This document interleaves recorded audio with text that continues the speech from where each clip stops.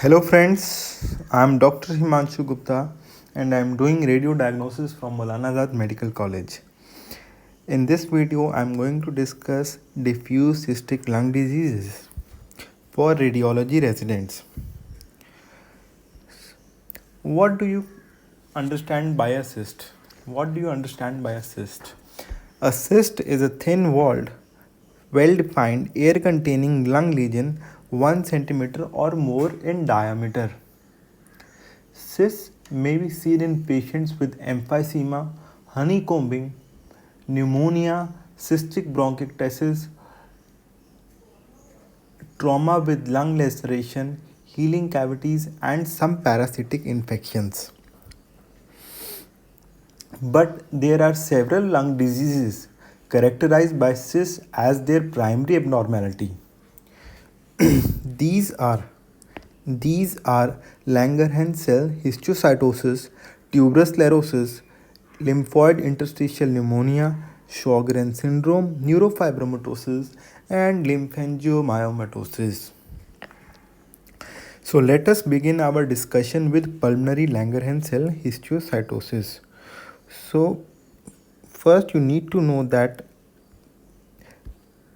pulmonary Langerhans cell histiocytosis is also known as histiocytosis X or eosinophilic granuloma.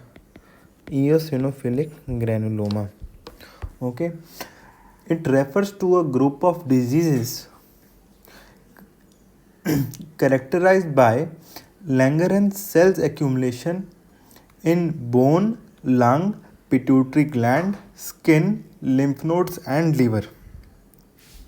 Lung involvement is seen in 40% of cases. 90% of patients are smokers. Okay, so in this disease what happens is that there is granuloma formation in early stages of the disease, which is composed of Langerhans cells and eosinophils. Okay, so these Langerhans cells and eosinophils cause lung destruction. When they cause lung destruction, they are replaced by lung cysts and fibrosis in later stages. As these are causing destruction of the lung parenchyma, you can also see cavitary nodules. Okay, and they have an upper lobe predominance. Cysts are irregular in shape and they spare costophrenic angles. So these are important points. So this is a HRCT image of a 21-year-old boy, which shows multiple lung nodules, few of them showing cavitation within, and you can also see few irregular shaped lung cysts. Okay, now coming to the next disease, lymphangiomyomatosis. What do you understand by lymphangiomyomatosis? It is a disease characterized by proliferation of immature appearing smooth muscle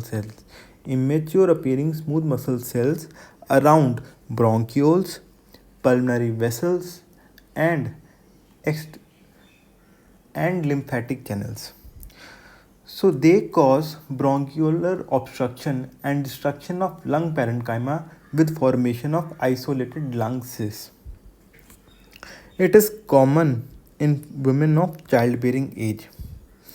As it causes lung destruction, there is formation of cystic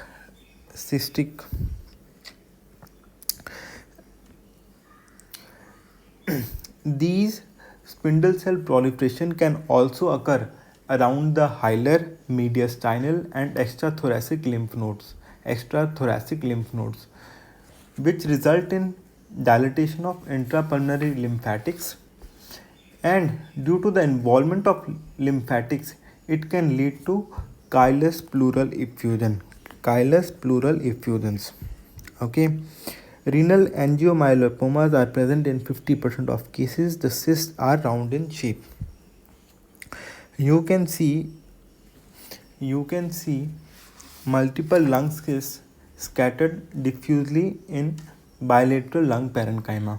Okay, and on chest x-ray you can see a mild reticular pattern with increased lung volumes.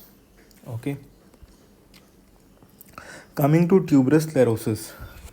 Tuberous sclerosis is characterized by a triad of mental retardation, seizures, and adenoma sebaceum, also with abnormalities such as angiomyolopomas of the kidney, cardiac rhabdomyomas, and retinal phacomas. Lung disease is virtually identical to lymphangiomyomatosis. So what you will see on an axial HRCT image, lung cysts as well as lung nodules, and an unenhanced CT, non-enhanced CT of the abdomen shows a low attenuation lesion, likely angiomyolipoma. Okay. Now coming to neurofibromatosis. Neurofibromatosis includes rib abnormalities such as ribbon ribs and rib notching, scoliosis, cutaneous or subcutaneous neurofibromas mimicking the presence of lung nodules, paraganglioma, and thoracic meningocele.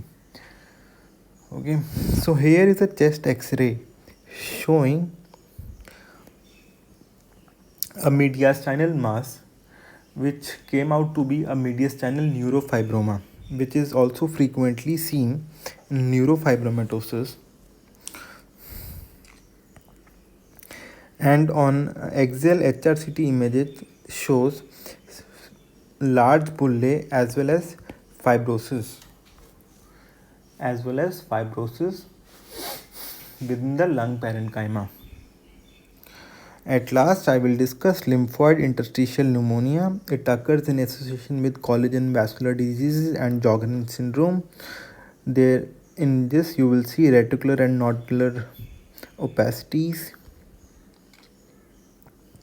multiple thin wall cysts. The cysts may be small or round or oval in shape and thin walled and tend to be few in number than those seen in LCH or LAM. So thank you friends for watching this video. If you found it useful, do